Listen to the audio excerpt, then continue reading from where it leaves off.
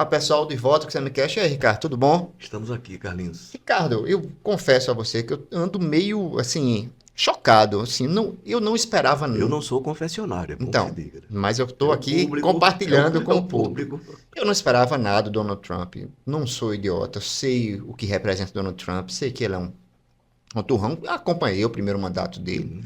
mas até para o padrão Trump, eu acho que é uma loucura o que tem acontecido. E eu friso essa palavra loucura. Entendeu?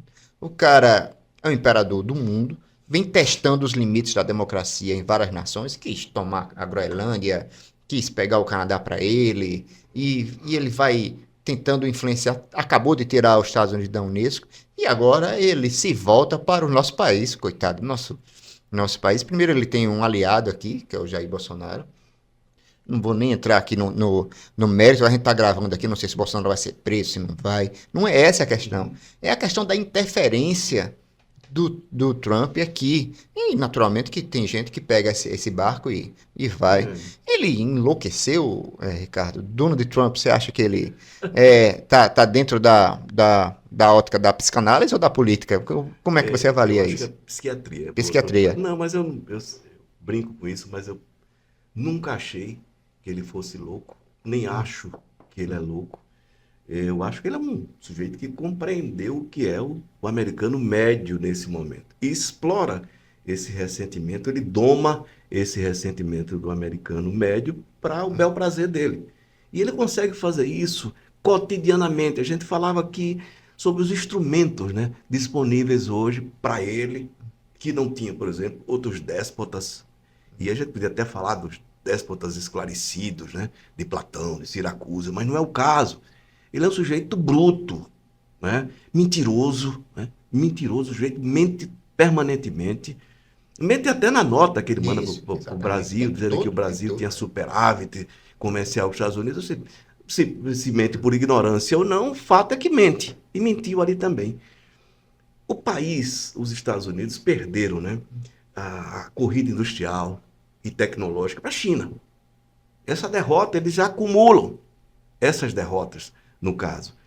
Mas ele mantém vivo ali o sonho, né, da América Grande de novo, né, jogando, repito, com esse ressentimento todos os dias, criando uma nova crise. Muito semelhante ao que o Bolsonaro fazia aqui, era Isso, todo dia uma crise, né? exatamente, Todo dia com exatamente. sua agonia. E isso ele consegue, sem dúvida nenhuma, manter mobilizado esse eleitorado. E só que ele é um sujeito ególatra, né? A partir desse apoio interno, né? Ele se espalha para o mundo. Tudo que ele diz e faz, e ele sabe disso, ecoa no planeta. Tudo. Né? Seja as declarações de guerra, seja as declarações de paz, tudo que ele diz ecoa no resto do mundo. E aí ele escolhe aqui, graças ao Eduardo Bananinha, como você diz, né? Que é, Eduardo Bolsonaro, né? Eduardo, Que atingiu o país de uma maneira, enfim, muito aguda, né? Você atingir a economia de um país e atinge de forma extremamente perigosa, porque vários setores são dependentes, né, da exportação para os Estados Unidos, no caso do suco de laranja, né, da produção agrícola do Brasil, que é a glória do país, a até o produção hambúrguer, agrícola. né? Pois é, e você, a carne, né? É. Enfim, você consegue fazer isso porque ele aponta o Eduardo, né? E o Eduardo não está louco. É outro. Assim, o Eduardo enlouqueceu, não enlouqueceu. O Eduardo é um bicho, uma fera acuada. É uma pessoa que está vendo o poder fugir pelas mãos, por mais que o Bolsonaro, o pai, não seja o presidente da República, mas sempre tem uma perspectiva de poder. E hoje a direita vai criando outros nomes, entre aspas, mais domesticados, né? Como é o caso do Tarcísio Freitas, governador São de Paulo. São Paulo, né? Que vai ocupando esse espaço. Tanto que o Eduardo está atacando, né?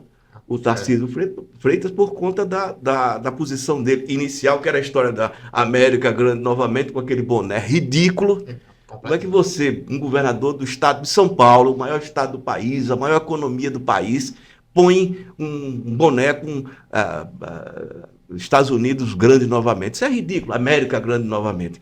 E era o Eduardo Bolsonaro, eu chamo os bolsonaristas de boné, né? É. Essa turma é absolutamente ridícula, perdeu a noção. Engraçado, porque eles se batizam de patriotas, né? somos os patriotas como?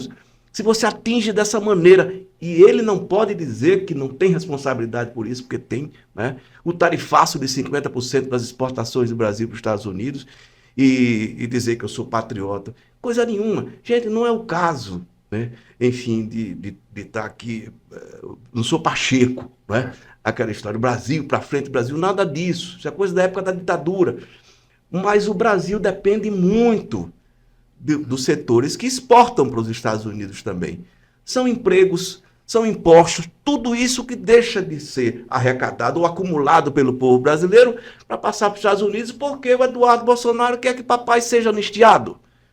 Papai tem que responder pelo que fez. Qualquer pessoa. E outra coisa, o presidente da República não tem ele próprio poder nenhum sobre o Supremo Tribunal. Interfere, não, você pode ter uma boa relação. Mas dizer que Lula decide o que o Supremo vai definir como sentença, seja para o Bolsonaro ou para todos os outros, eu tenho certeza que não. Imagino até que fosse a opinião pessoal do Lula, por exemplo, algumas das penas, né, dadas para alguns manifestantes ali do 8 de janeiro, não seria do tamanho que o Supremo vem dando. Eu, particularmente, acho um absurdo, é um exagero. Mas, enfim, tem a argumentação toda de que é um crime coletivo, etc. e tal. Mas vamos lá. Eduardo Bolsonaro não é louco, o Trump não é louco, Eduardo é uma fera aquada, o Trump é um sujeito que aprendeu a dominar o povo americano. Médio. O americano médio, que a gente não se iluda, não é? Ele é extremamente despolitizado, desinformado, ignorante, independentemente da formação acadêmica. Independentemente, repito, da formação acadêmica. Os Estados Unidos continuam sendo a maior potência bélica do planeta, mas fora isso, perdeu todo o resto para a China, né? Inclusive a história da inteligência artificial é uma beleza, né? 500 bilhões investidos e o cara chega lá com 6 milhões, o chinês, e desenvolve o processo. A direita, hoje no Brasil, voltando para o campo nosso aqui, né? E do Eduardo Bolsonaro, né? Você vê que os dois irmãos dele, o Flávio e o Carlos, recuaram nessa história, né? O Flávio viajou, né? Em meio à crise, a tornozeleira do pai e tal, e o Carlos não se manifestou, acabou-se, ele sumiu da mídia. Os caras sabem que o tarifaço caiu no colo deles por justiça. É justa essa conclusão de que o Eduardo Bolsonaro é responsável direto por isso e precisa pagar por isso também, seja do ponto de vista político, seja do ponto de vista jurídico, eu não sei como é que se isso gera um processo ou não, mas fato concreto e objetivo é crime de lesa pátria. O Brasil está tendo prejuízo já agora, você está vendo, né? Algumas produções que vão se perder por conta da impossibilidade de ir para os Estados Unidos. Eu duvido muito que um patriota genuíno, verdadeiro, não aquele de rede social, né, concorde com isso. Se concorda, meu amigo, você não sabe onde está andando. Você não sabe o que está pisando e não sabe o que está dizendo. Não acho, repito, que mesmo os bolsonaristas, né, mais autênticos concordem com esse tipo de coisa. Pode arranjar uma desculpa, dizer, olha, o Alexandre de Moraes precisa ser punido. É isso. E aí o Alexandre de Moraes vai ser punido, o país todo vai ser punido, porque o Alexandre de Moraes, na opinião dos bolsonaristas, deve ser punido, deve ser excluído do Supremo Tribunal Federal. Para com isso, gente. Esse rapaz, repito, que é uma fera aquada, não tem nada de louco, ele sempre foi belicoso. Se a gente lembrar, ainda na eleição presidencial, ele dizia, para fechar o Supremo não precisa nem de um jipe, basta um soldado e um cabo. Veja o tamanho do sujeito. A memória dele é a memória de um ditador, que ele não foi ainda e quer ser. Pois é. Duas coisinhas que eu queria, uma complementar e uma perguntar.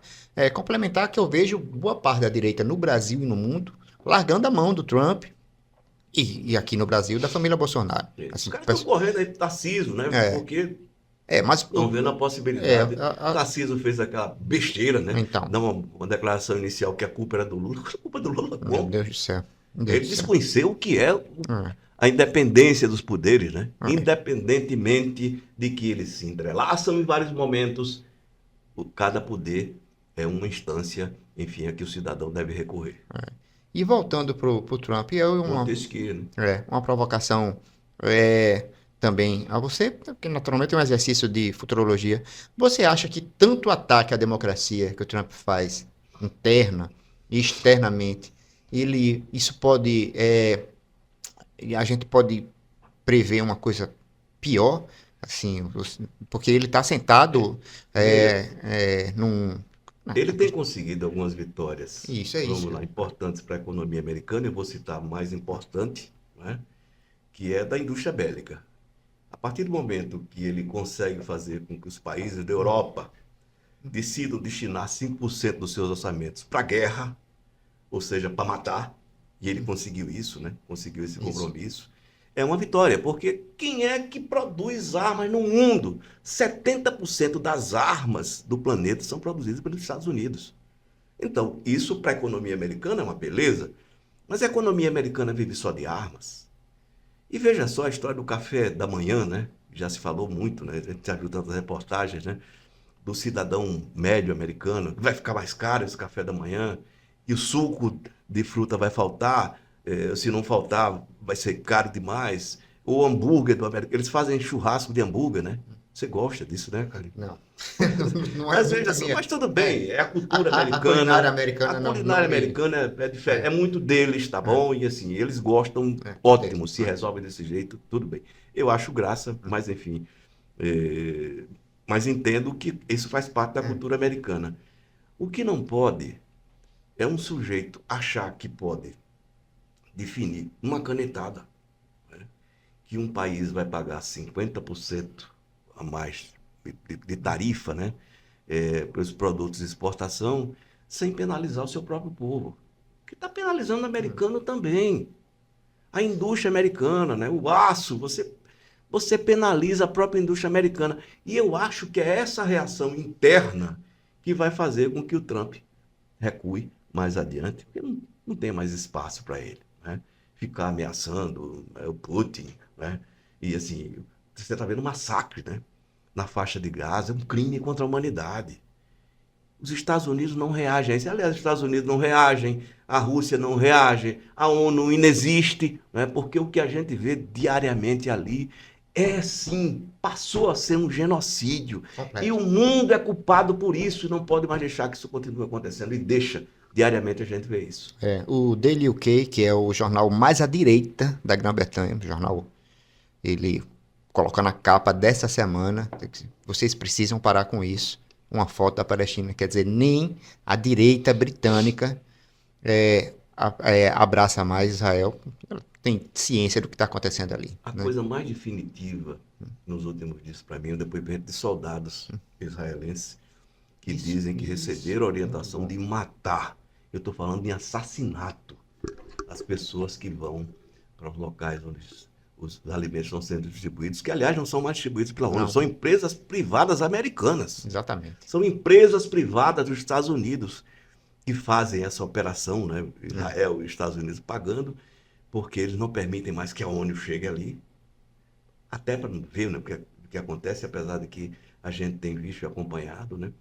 E graças aos meios de comunicação hoje disponíveis, são 800 mortos, gente, em fila de comida. As pessoas estão morrendo de fome. E as grandes potências calando, concordando, se acumpliciando com esse tipo de assassinato. Quantos hospitais vão ser bombardeados com a desculpa que tem um bunker? Todo hospital tem um bunker. Todo hospital, escola, toda escola é um bunker É uma tristeza, do Hamas, né? coisa absurda. Coisa absurda. É indignante. Então, vou falar de um louco, entre aspas, viu, pro pessoal aí, o pessoal que trabalha com isso, né? Um louco melhor, né? Que é o Ozzy Osbourne. Ozzy Osbourne nos deixou ontem, 76 anos. Todo mundo sabe que eu gosto de rock. E aí eu vou falar do Ozzy para quem não gosta de rock, para quem não é aficionado de rock. O Ozzy Osbourne é um cara que era de uma banda chamada Black Sabbath. Eles eram muito pobres ingleses, filhos de operários. E essa banda criou um estilo musical, que é o heavy metal. Em 70, falando letras de críticas sociais, letras inclusive de cunhos contrários à Igreja Católica, que os perseguiam. E aí, na década de 70, eles foram muito famosos. E o Ozzy, ele foi expulso da banda em 79, porque nem a banda, que era Aguentou muito, ele. aguentou ele. E aí, e o Ozzy, durante a década de 80, continuou com seus excessos. E ele tem um livro chamado Eu Sou Ozzy. Tá na Amazon esse livro.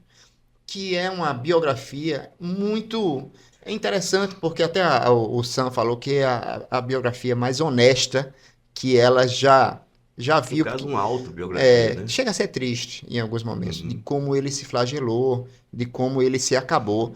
Só para você ter uma ideia, tem uma parte que ele faz uma entrevista para um jornalista brasileiro, com o André Bracinski. O André Bracinski pergunta Uhum. algo sobre a década de 80 e o Ozzy fala para ele: Olha, queria que você me perguntasse sobre a década de 70 e a década de 90, porque na década de 80 eu não lembro de muita coisa. Eu só Tava lembro de drogado acordar e dormir. permanentemente. Então ele foi uma pessoa muito importante para o rock e era uma pessoa e depois virou uma celebridade de televisão. Foi feito um reality show da família dele. Então ele ficou conhecido das novas gerações. Tem até a frase dele sobre os Beatles, né? Que existe essa diferença do metal pro. Aí o Pro filho rock. dele pergunta o que é que você achou dos Beatles. Ele disse: Olha, os Beatles para mim é o seguinte: o mundo era preto e branco e depois que eu vi os Beatles ele passou a ser colorido. Então assim era um cara muito É uma gentil, reverência, né? é, e faleceu ontem de vários problemas, Alzheimer, tudo, problemas decorrentes desse flagelo, né, que ele fez a ele mesmo, A doença né? da senilidade, né? E Exatamente. assim, isso misturado com droga, com Então essa biografia pé na jaca, né? é uma leitura interessante até para quem não gosta dele. Uhum.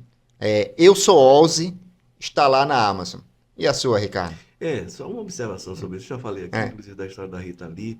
Eu não gosto da glamorização sim, da droga, não é? E assim, não é um julgamento moral, não. Mas quando já santo fala, fulano se drogava, leve.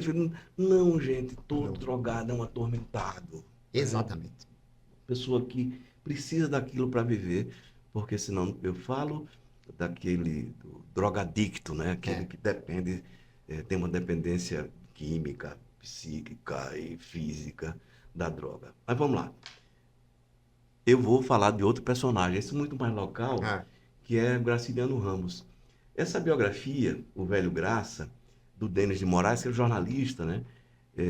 Ela foi reeditada. é. Isso aqui já é a reedição dessa biografia, está disponível, né?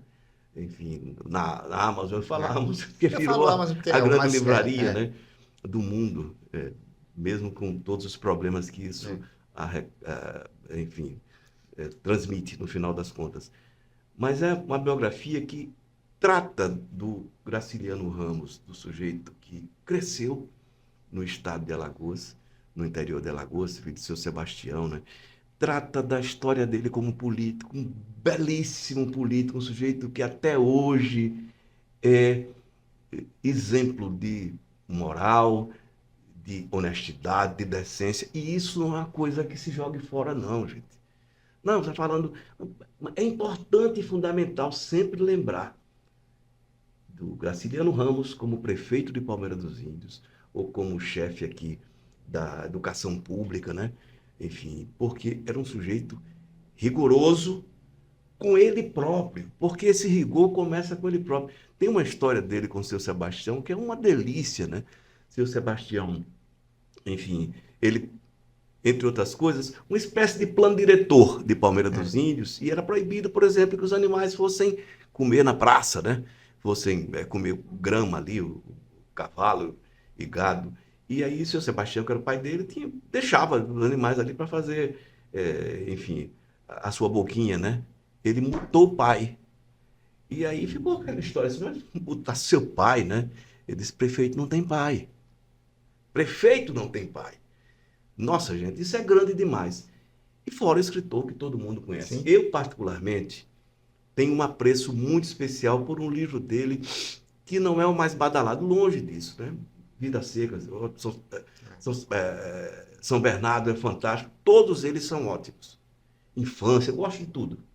Agora, para mim, a Angústia. Eu acho um livro belíssimo e uma das cenas mais sensuais que eu já vi na minha vida, contada minimamente, narrada minimamente. a Marina, tinha um banheiro, né? Aquelas coisas, banheiro que ficava É. atrás da casa, né?